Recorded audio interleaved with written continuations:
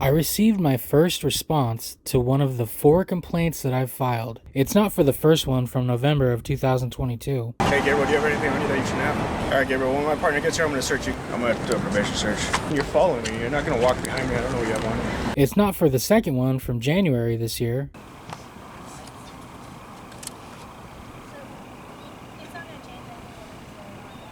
Davidson's getting a complaint.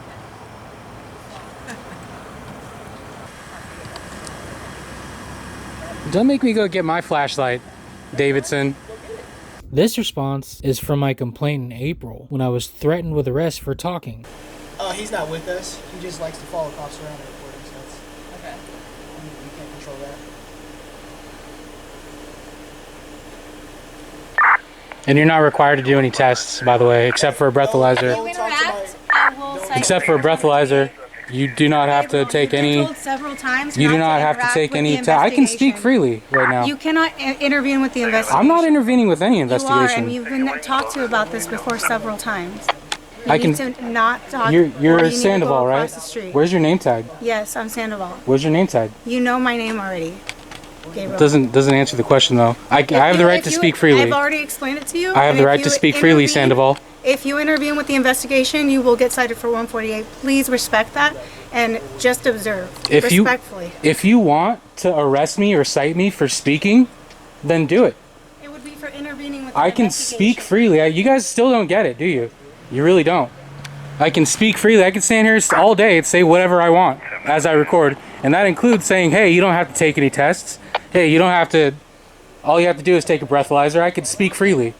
How do you guys not realize that yet? The day after this happened, I wrote a complaint. I described the incident in detail. I listed the relevant policies that were violated and even cited case law regarding criminalization of protected speech.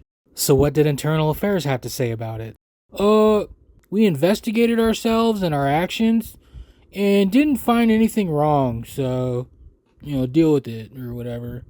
So what is it called when an officer uses fear or intimidation to try to stop you from doing something you have the right to do? It's borderline deprivation of rights. In California, it's a Bain Act violation, but to my local police department, it's a big nothing. Sometimes I find it necessary to let people know their rights during police interactions. And you're not required to do any tests, by the way, except for a breathalyzer.